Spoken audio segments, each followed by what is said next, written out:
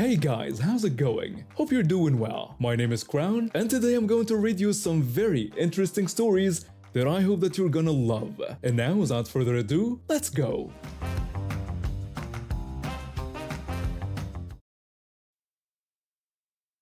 I've been working at this chip shop for almost 2 years now. It's been my steady source of income while pursuing my university degree. The pay isn't fantastic, but the hours are flexible and it helps me cover my basic expenses.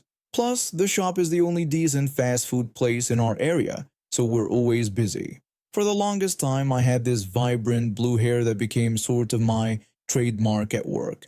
The customers loved it, and it made me feel unique. However, maintaining it was becoming a nightmare. I had to wash it every day because the color would run, and with university applications coming up, I decided it was time for a change. So I dyed it back to my natural brown. This story happened during a late afternoon shift, just before our usual dinner rush. It was just me, another server, and our manager working that day. Everything was going smoothly until this woman walked in with her kids. Now this customer was a regular, though not the friendly kind. She'd come in a few times every week, order her food, and leave without much interaction. As usual, I took her order and my colleague started preparing it. While I was packing up her food, I noticed she seemed irritated. Being the professional I am, I politely asked if everything was all right with her order, explaining that I wanted to check for any mistakes. She responded with this dramatic sigh that immediately made my stomach sink. She told me that while the order was fine, she missed the girl with blue hair who used to serve there, adding that this other server had been much faster and more polite than me. She even asked about that server's working schedule. I was literally the same person, doing exactly the same job, in exactly the same way. We wear hats that cover most of our hair anyway, plus we have name tags, and our names show up on both the register and receipts. I politely thanked her for the compliment and explained that I was actually the same person, just with differently colored hair. I mentioned that I appreciated her feedback about my service and would try to improve. That's when everything went sideways. Her face turned red, and she completely lost it. She started yelling about fraud, threatening to have me fired and arrested. She even turned to my colleague, demanding they tell her the truth about my identity. My colleague quickly disappeared to the back to find our manager. Meanwhile, her kids were trying to help me out, telling their mother that I was indeed the same person and pointing at my face as proof. But she just kept pushing them aside, telling them to be quiet and that she was handling the situation. At this point, I was completely drained.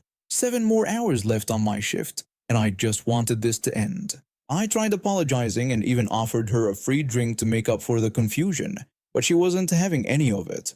Instead, she demanded to speak with my manager. Our manager had been in the back with my colleague, practically crying with laughter, but he composed himself and came out to handle the situation.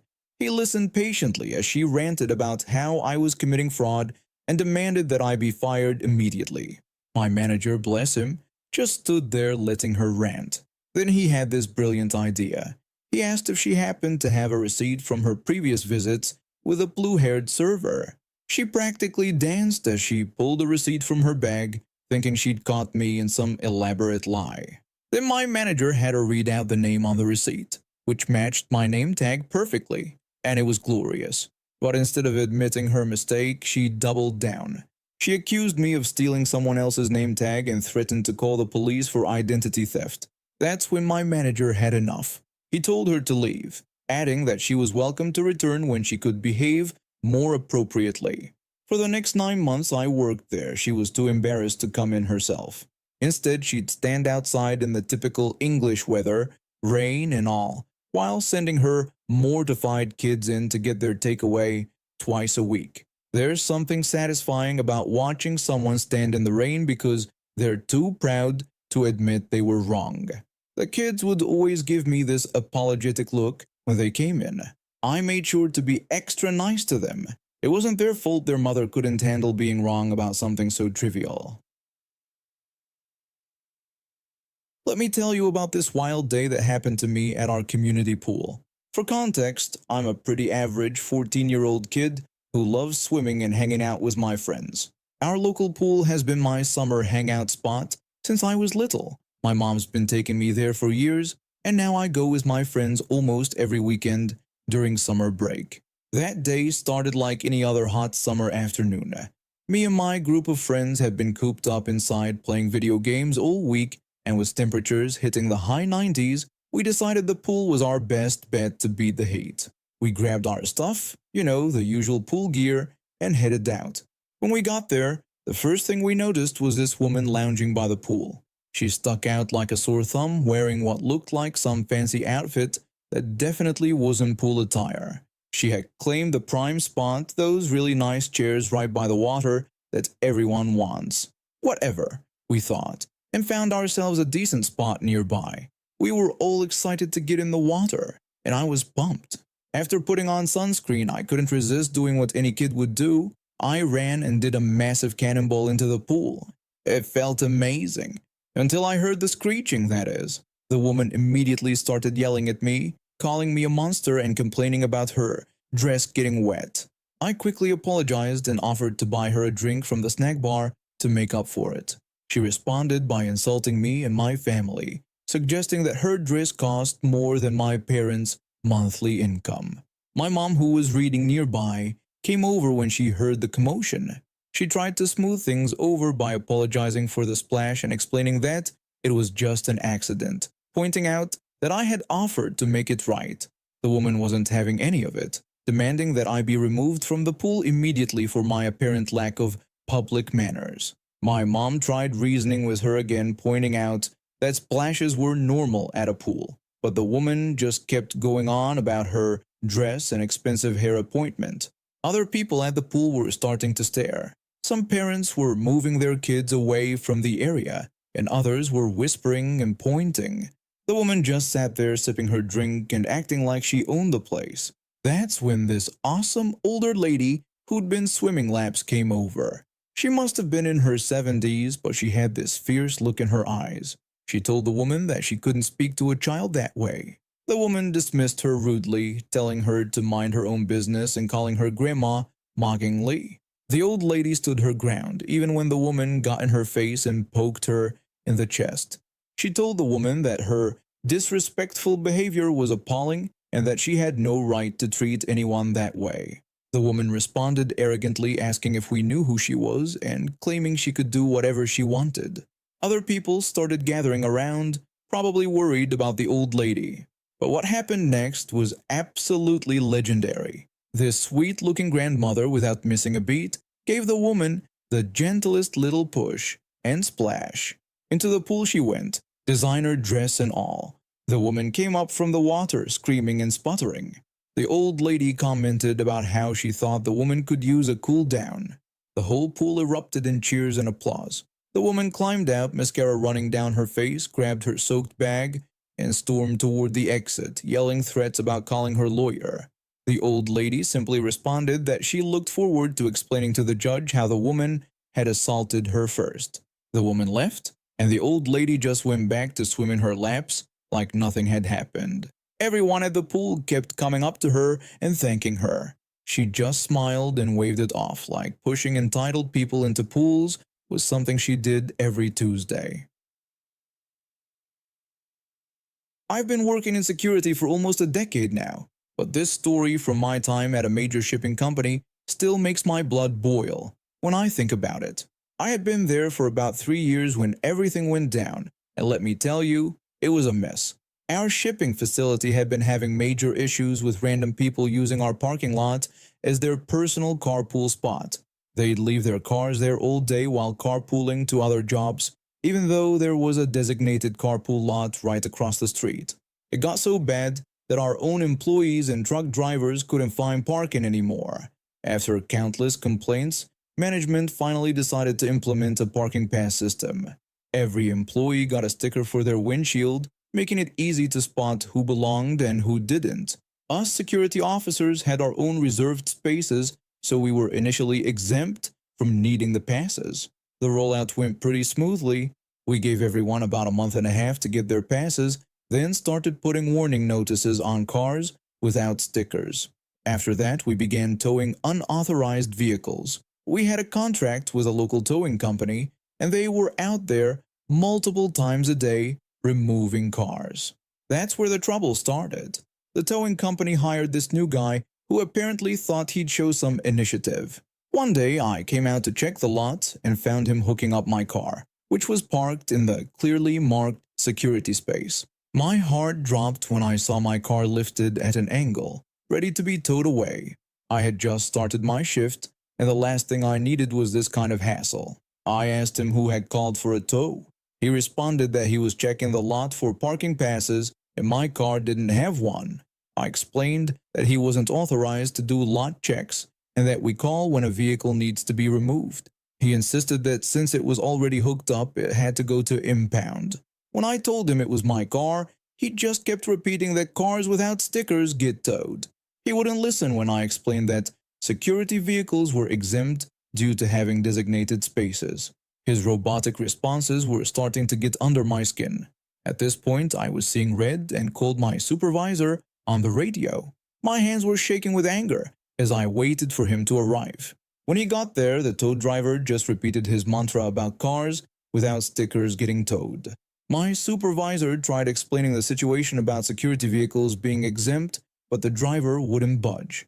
It was like talking to a brick wall. The tow driver called his supervisor and put him on speaker. The conversation got even more frustrating as the tow supervisor kept insisting that once a vehicle was hooked up, they couldn't release it without payment.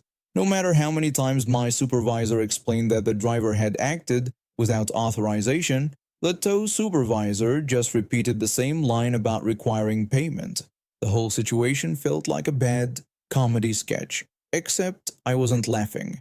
When they demanded $135 to release my car, I warned them that I would call the police if they didn't drop my car within 30 seconds. The tow supervisor just told me to do what I had to do, so I called the non-emergency police line and reported that my car was being stolen.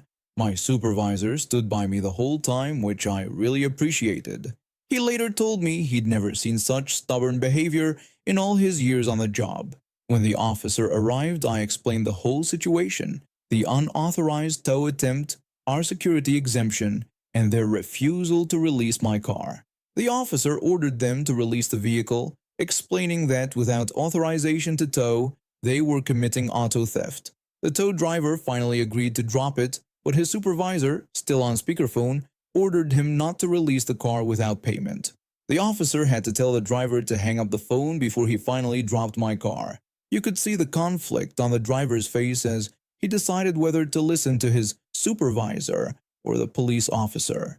The company implemented a new rule requiring security to have parking passes too after this incident, but more importantly, they canceled their contract with that towing company. We later found out that this wasn't the first time the company had tried to strong-arm people into paying unnecessary fees, but it was definitely the last straw. The towing company lost several other contracts when word got around about what happened. Turns out, trying to essentially ransom someone's car isn't great for business.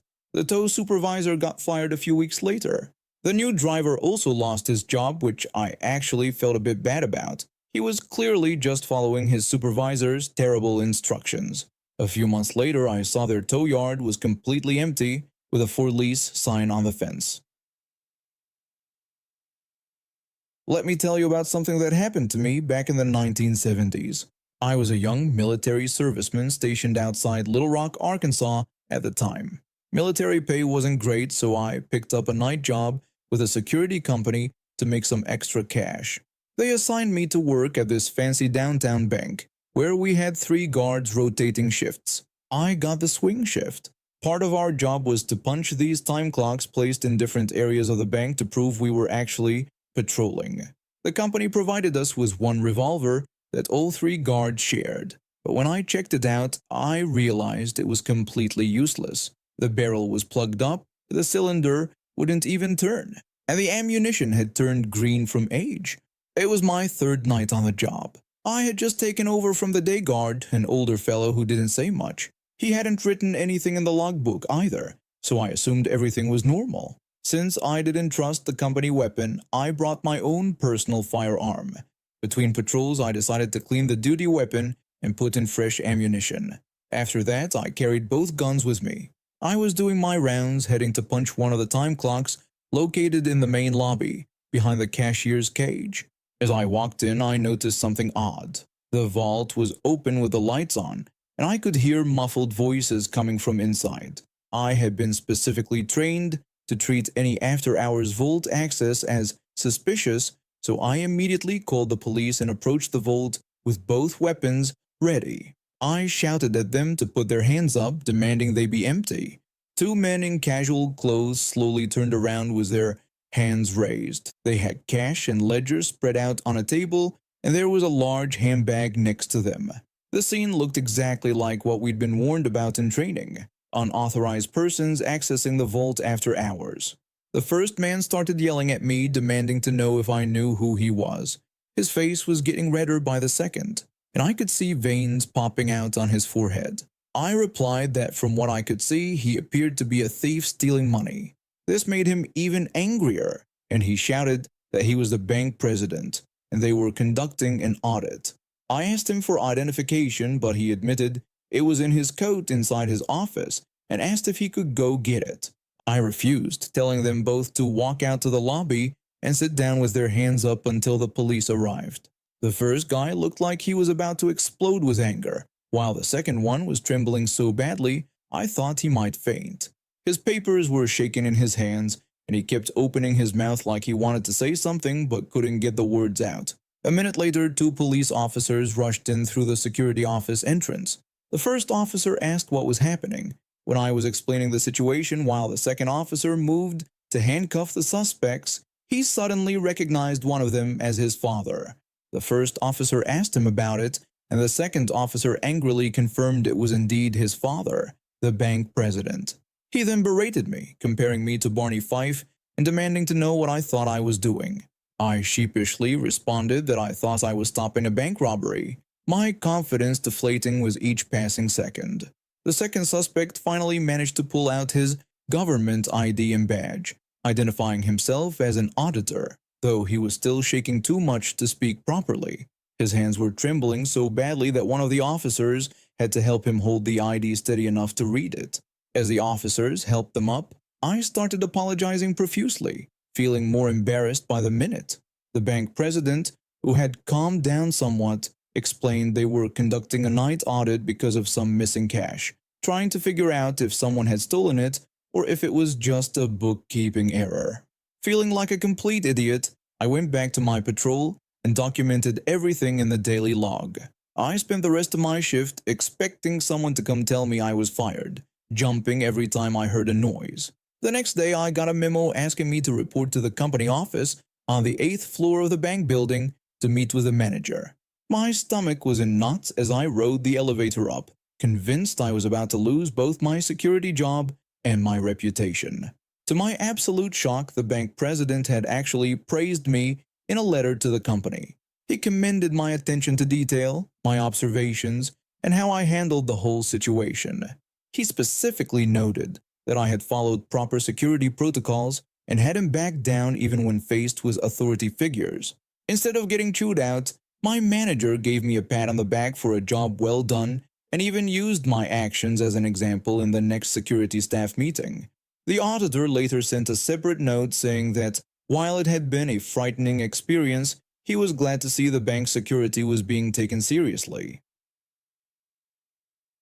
And now we have reached the end of today's stories. Thank you for watching, and see you next time.